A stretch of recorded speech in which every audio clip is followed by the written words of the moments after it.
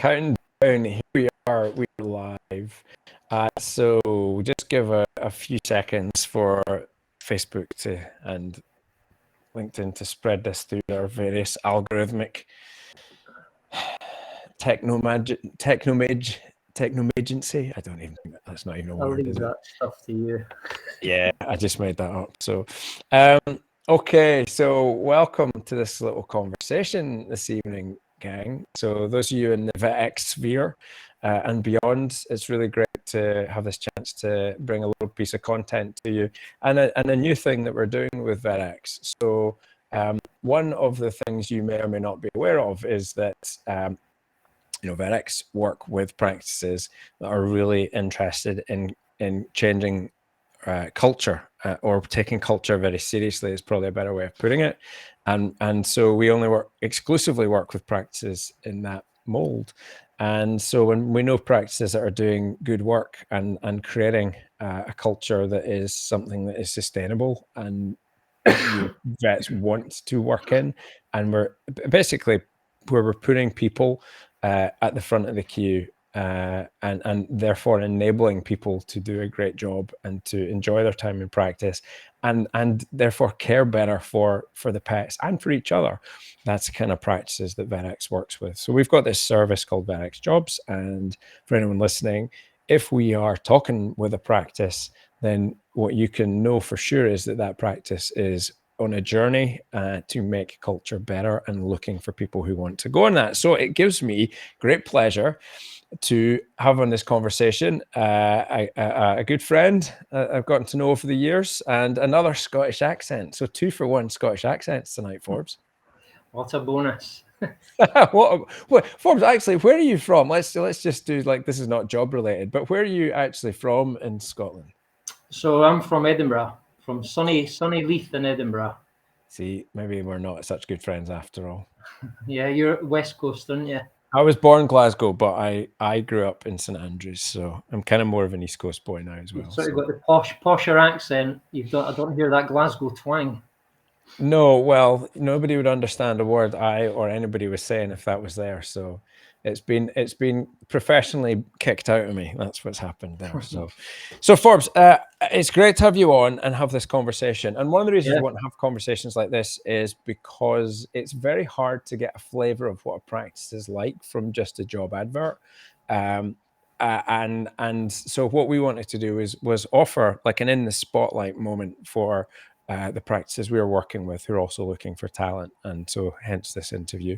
So we're going to cover off a couple of things. Number one, I want to ask you a few questions about the practice, the vision that you have for your practice. We'll talk a little bit about you have a Vets4Pets practice up in Dunfermline and Fife. I want to ask you a bit more about you and leadership generally in the practice. I think that's such an important thing for what's going on in our profession.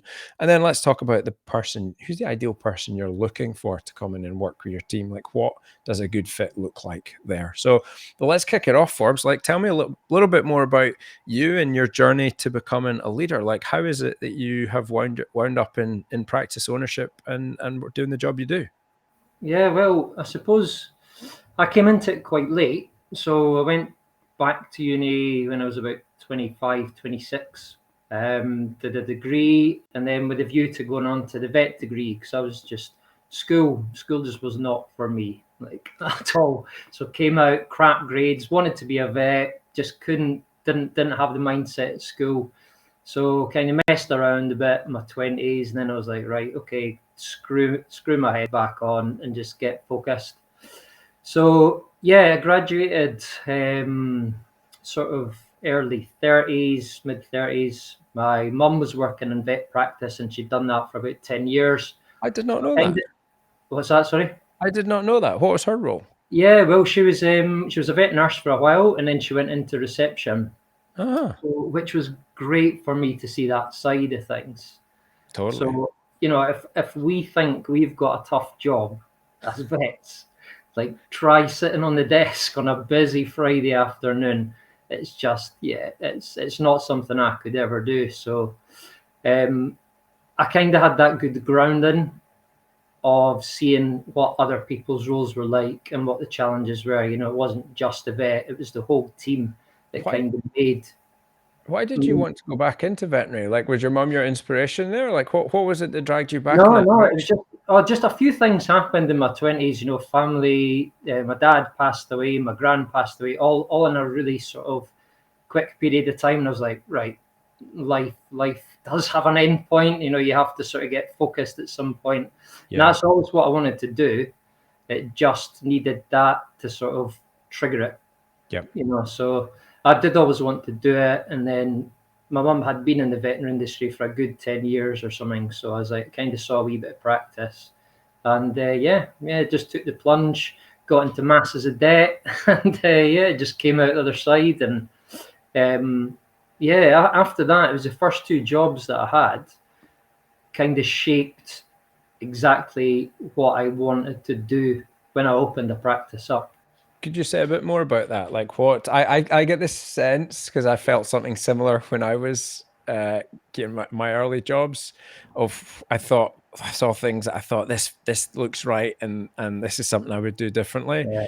Could you? I get the sense there's a bit of a story behind what you said there. So Yeah, I mean, yeah, and it's not to kind of say anything about the practice that I went to because they offered me the opportunity. You know, it was great. I went, 100%. I went Yep. out to Australia at the time, actually, which was only 11 years ago. I could not get a job. Now, you know, anyone can get a job at any point. I was literally sending my CV everywhere and just no replies, nothing. So I was like, right, I'm going to look a wee bit further afield. Applied to a few jobs in Australia, and I got the opportunity out there. But what was said in an advert and the reality of what you face, Yep. I realized, right, okay, this is very different. This is not what was promised. You know, I had a really clear vision. I wanted to develop orthopedically. That's what I wanted to do. And, you know, I was told I would go in, I'd be in on ops, you know, I'd get to see these ops, I'd get to do them. I was like, this is it. You know, I'm well up for this. Full support, all of that stuff.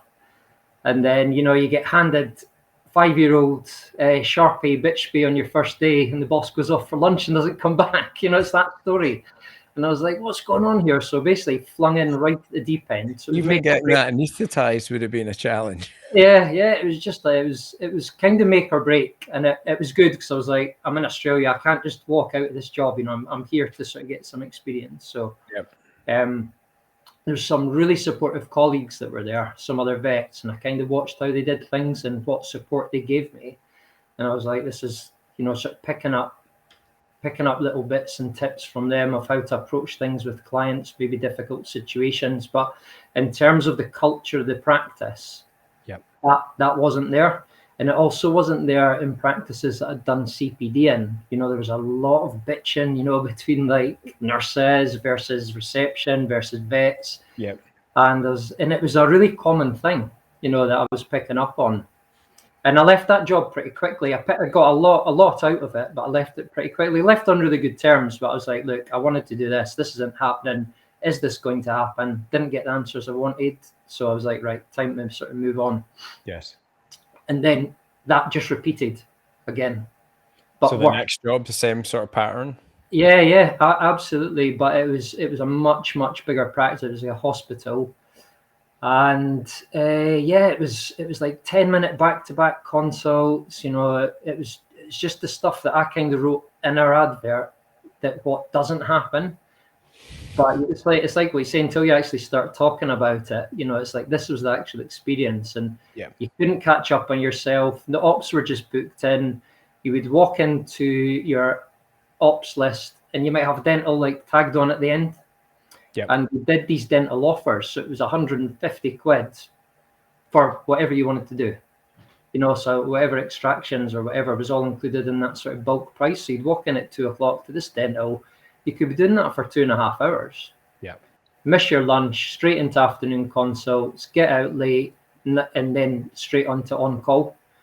So it wasn't long, you know, just months or weeks even before I was like, this can't, is this it? Is this what it's like? You know, I started applying for more and more jobs elsewhere. And yeah, even just raising things with people, I was like, look, could we not sit down as a team and have a look into this? Have a look into see how we can all chat together, because reception, we're getting told by above, you know, fill the diary.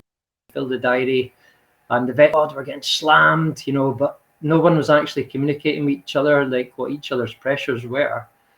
And at that point, I started thinking, is this something I want to do myself and just do the complete opposite of all the stuff that I've kind of experienced?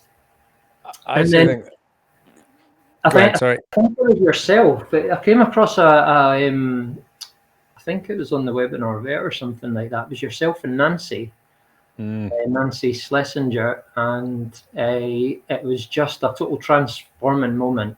I was like, what these guys are saying, this is what I want to do, and this is the support that I want to do it. And I want to start with that clear. I didn't know what I was meant to be doing in my job. I knew I was meant to be a vet. You know, I knew I did consults, I knew I did ops, I knew I did night shift, and that was it. I didn't know what actually do you want from me, and how do I know if I'm doing well, other than financial targets. Right. So yeah, and then I worked with you guys, worked with pretty much yourself and Nancy, and started looking into, okay, start with what is it that you want from this practice, and how do you hire the people that are going to work with you, and how are you going to create objectives that they're going to understand? And, you know, so I started that process about a year, probably before opening. And at the time I was like, do I do it independently? Do I do it myself? Or do we do the Vets4Pets? The closest model, I think, to independent. You know, you don't have any sort of, there's nobody breathing over your shoulder saying, you know, you must do this, you must do that. You go in and you do what you want. That's how it works. And that feels like one of the things that people are always worried about and that's what's interested me about working, not just with you, but I've worked with several Vets4Pets partners now. And when you look from the outside, as with many corporate models, the assumption is always, well, there's just this set of rules and that's what you must follow.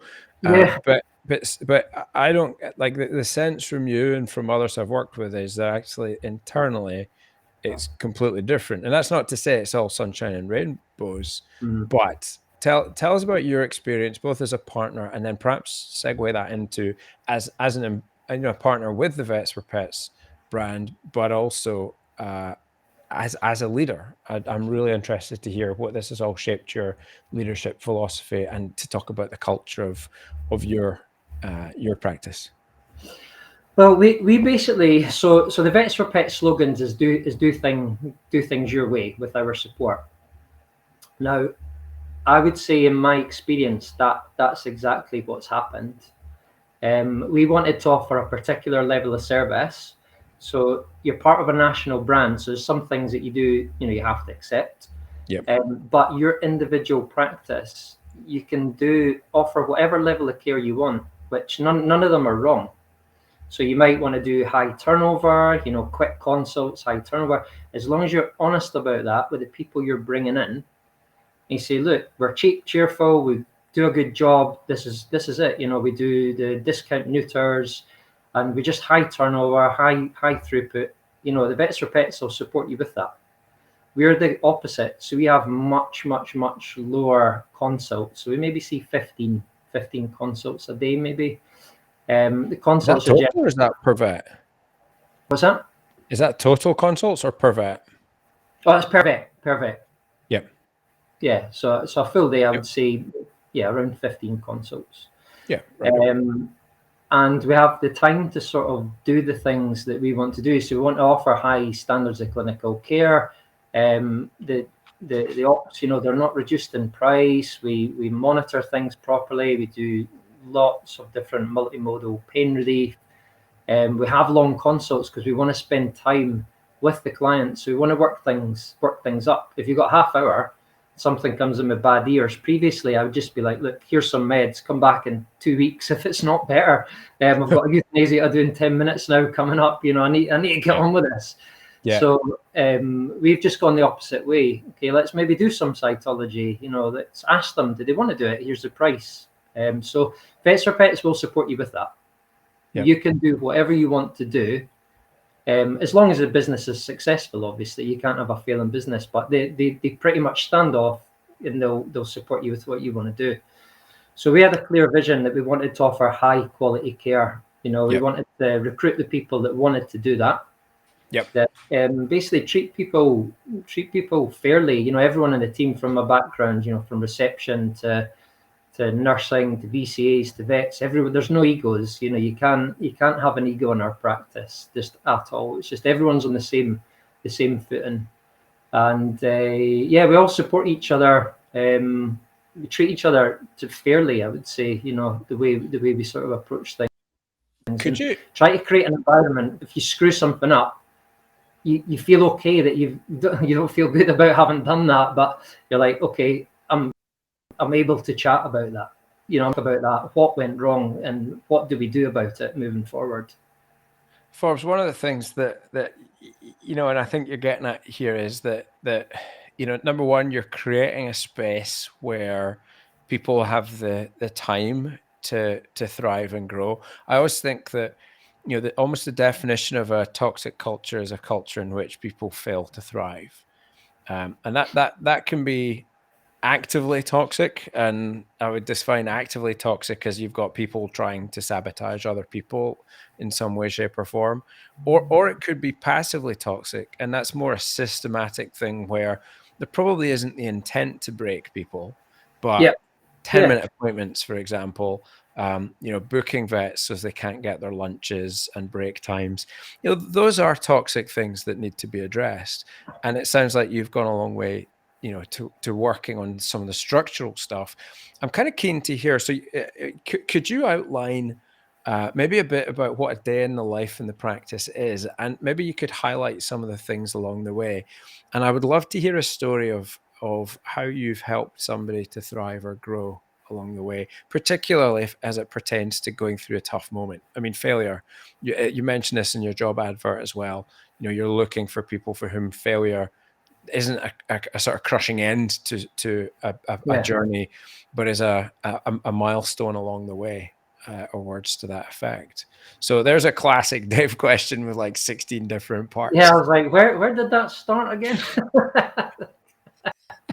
That's the test, Forbes. Are you listening? Well, I think starting with the going into a bit more detail on a day in the life and structurally, could you highlight some of the things that somebody coming to work with your team could expect in your practice to help them to thrive? So I'd say that let's start from their first day. So what we would generally do is, like, we try to not have people on the diary, so not actually consulting. So we just take that hit in the sort of first week. We're like, look, let's get integrated into the systems rather than the vet stuff. Like, you're going to be able to do the vet stuff. That's why you're hired. That's fine. Let's look at, like, how does the computer system work? What happens? Like, we walk everyone to the desk. So that's a non-negotiable thing. It's like the client is taken to the desk, even if it's just, like, they're on the care plan, they've got a free consult, see you later, they're gone, they can walk away. That's, my mum hated that. The vet would close the door, they'd come out and be like, what are we doing? I don't know what's going on. She was constantly up and out her seat. That really baton pass of information. Communication. So we'll just go through our kind of protocols and processes, so that kind of stuff just is second nature, that sort of boring stuff. Then we would, in terms of the structure of the day, we would, depends if you're consulting or not, we would generally, I leave it up to each individual person to kind of, they've got autonomy with their diary. There's a certain number of consults you have to see. There's a certain amount of money that has to be made for a business to stay profitable. But we'll be like, okay, you've got a list down the side of your callbacks. You can see how much time you need to do that. Block that out. Block it out at the start of the day.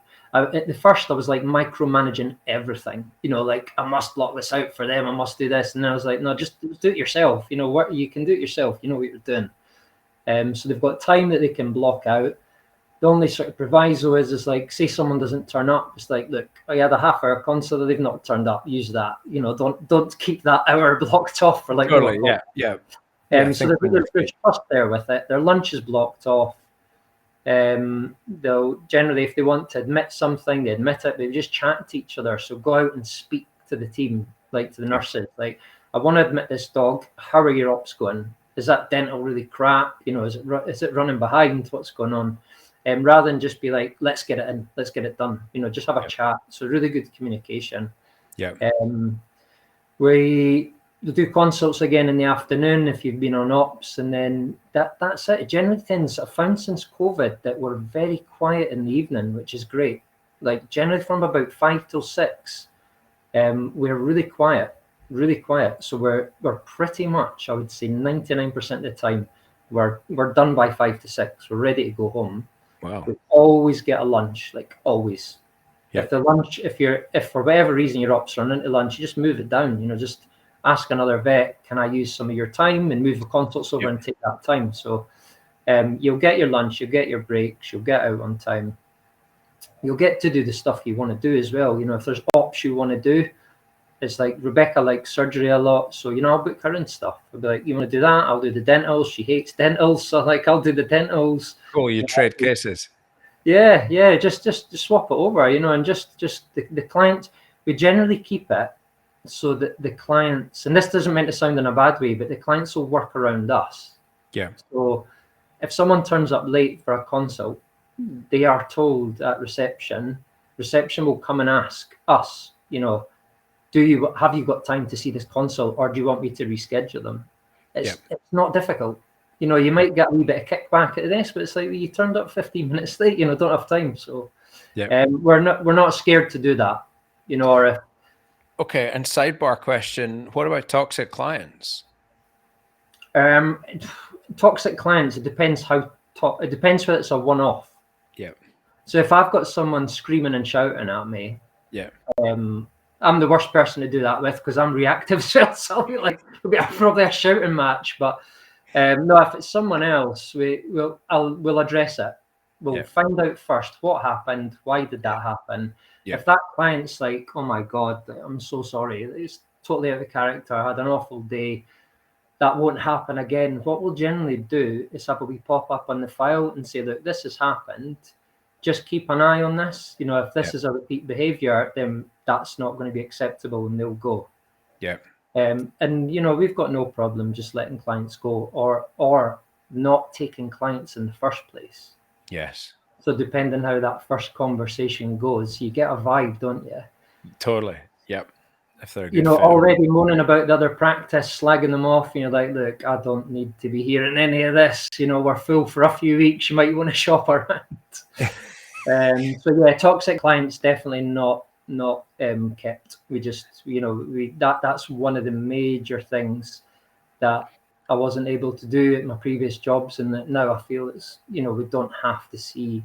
We've got some major stress, isn't it? And you've got the opportunity to not deal with them. Completely. I'm also now thinking on, you know, anti-leadership. This is a word that came into my head that I sort of coined in an article a few years ago. I was trying to, one of my leadership breakthrough moments was not defining what leadership was, because that's really hard, but defining what it wasn't, and just by observing it. So just like your experience, and, you know, not getting that support, not getting that growth. And we know from the work we've done with vets that having a supportive culture, having a supportive boss, having opportunities to grow and to self-actualize is so important for a career and for career happiness and satisfaction. How do you make, you know, how do you maximize that opportunity for the vets that will work with you? Because I know you've had you know, great success looking after from new graduate to more experience levels, you know, taking people on that journey, Forbes. So could you just give us a sort of outline of what that looks like? Yeah. So, well, Rebecca's been here five odd years now. And right at the start, you know, the one thing that I identified right at the start was how the hell do you get good at bitch space? Like, how does that even happen? You see one a month, or maybe 2 1 month. So it's like, look, we're going to send you off to a spay course in Spain. And it was great. She went off to that. She came back, and, you know, I was like, how'd you get on? She was like, yeah, don't need you now. you can go and do your own stuff. And then from there, it was like, well, what do you want to do? She was like, well, after that, I really like surgery now. I've got this confidence. I really like surgery. And she did her surgery certificate. Yeah. So I think from my point of view, it's like sitting down with people and saying, like, what is it you want to do? Like, you tell me, you come to me, what's going wrong here? What's going right? And then try and encourage people to, like, come and tell me what the issues are or what it is that you want to do. How do you want to develop? And then let's have a look at it and let them take the lead, which is quite hard for some people. You do kind of need to push and sort of guide, but I would always prefer, like, someone comes to me and says, look, I want to be doing more of this. How do I get to do more of this? Yes. It's like, well, easy. We just manage a diary. We just start look. Once you identify what it is you want to do, we'll start seeing those cases because you're looking for them. And then we do CPD, we block out time. Very, very keen to give people the opportunity to do what they want to do rather than being like, oh, but I need to do this number of consults a day. It's like, well, look, we've got a new ultrasound machine. Let's start doing free scans for the next 2 months. Otherwise, we're not going to get good at it. Let's just scan everything.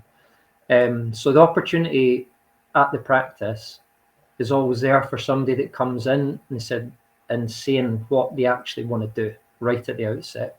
Yep. And we can support that. No, I kind of love that sort of dedication to growth. So who's the ideal person that you're looking for is my second to last question. And then my last question is, could you pitch the practice? Like, what are the reasons people should come to work with you up in Dunfermline? And what are the reasons people shouldn't come to work with you as well? Like, I think that's always quite an important part of getting a good match, is knowing what you're looking for and what you'd be good, where you'd be a great match for somebody, but also who you're not looking for and who actually probably wouldn't be a good match to.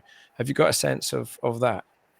I have, yeah, because we did have an experience. Really lovely vet, excellent vet, but just we're a very high energy practice, right? The team, everyone in the team's high energy. We want to get things fixed. Literally, if I put down something, one of the nurses will have tidied up behind me. I'll be like, "Where the hell is it? Like, you've done it again, fucking stuff." It's like, just leave it. Just ask me. So anyway, they keep everything's like spick and span, like totally like spotless. Yeah. But And you have an outstanding nursing team as well. Yeah, they're brilliant. They're really, really good. But someone that's slow paced, like just has a general slow pace, wants to take everything and just sort of snail's pace. We're a very high energy team. Someone really laid back probably wouldn't like it. Yeah. Someone that wants to spend too much time with clients and doesn't like saying no. So we'll very comfortably say no to clients with stuff. They've come in for a vaccine appointment. By the way, he's got a limp. He's been vomiting for 2 weeks and he's lost 4 kilos and he was only a 6 kilo dog to start with. It's like, did you tell anyone about this? No. Okay, you're coming back another day. We're not doing the vaccine. No problem saying that. So we run to time. The next consult runs time. No stress. Just a nice, easy day. But some people cannot deal with that at all. They really want to help every single person, in every single case. So if that was not the right practice. So it's somebody more pragmatic, perhaps, than perfectionist. Would that be a good way of putting it? Yeah. Which isn't to say you're not looking for excellence and good clinical standards, but a balance. You need the balance, I think, because it's not just to pressure that one person by saying yes to every client. It's the pressure that then feeds back into the team. So it's the pressure on the day and how that kind of snowballs down throughout the rest of the day. I think someone that's really compassionate, empathetic to clients, and that wants to achieve high standards of care, but also accepts when you sometimes recommend it and it's £500-600, they've got 50 quid. And being that non-judgmental and be like, that's fine. This is what I want to do. This is what's going to get your pet better, hopefully. But you can't get there, and that's fine. We'll do what we can with you. So supportive to the client's needs. Trust and honesty are the two most important things. Just not covering up a mistake. The worst. I've been in that experience with vets before, and it's just the worst thing. It doesn't go well. If you screw something up, immediately tell someone, this is what happened. Let's just be honest about it. Tell the client. The clients are fine. They're always fine about it. So trust and honesty, I would say, is majorly important. Yeah. And coming to work for us, we are that team. We're very supportive. If that's what you want to do, if you want to practice high standards of care, if being a vet doesn't have to be your entire life, but when you're in the practice, you give it everything when you're there, but you don't have to take it home with you. You know, I don't necessarily agree with that. You can have your vet life and your other life as well. And we're generally a team that are like that. You know, we want to go out on time. We want to come in refreshed the next day, and we want to do a good job. Yeah. And we'll support people that sort of share that vision and want to offer high standards of care. I think if I had to summarize your job up in 3 words, and it's hard to do that in 3 words, but it perhaps might be quality, pragmatism, and balance as potentially 3 pretty useful words to sum it up. Okay, Forbes, last word then, and also where and how do people apply or get in touch just to learn, or maybe even have a conversation about it prior to taking next steps? You can get me on email. They can call the practice. I think the email's on the job advert. They can have an informal chat by phone. I think it's Dunfermline, Vets4Pets. People want to pick up the phone or drop me an email. Happy to chat about things. I think it's always good to come in and see the practice. Actually, is this all BS? You know, it's just absolutely. You know, come in and sit down with people in the team and actually ask them and say, you know, can you just actually, like, what actually happens, or just see it? Just actually, you can't act for the whole day. Yeah. Do you know what I mean? You can't put on an act for a whole day.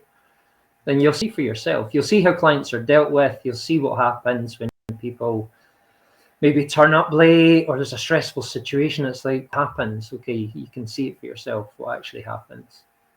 And you're not in a bad bit of the world. Kingdom of Fife, a short hop to Edinburgh, right next to an international airport. Yeah, exactly.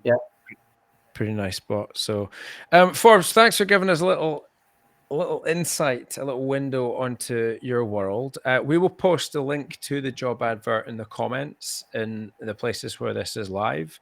And please, you know, if this sounds like a role that's of interest, there's a ton more detail in the job advert.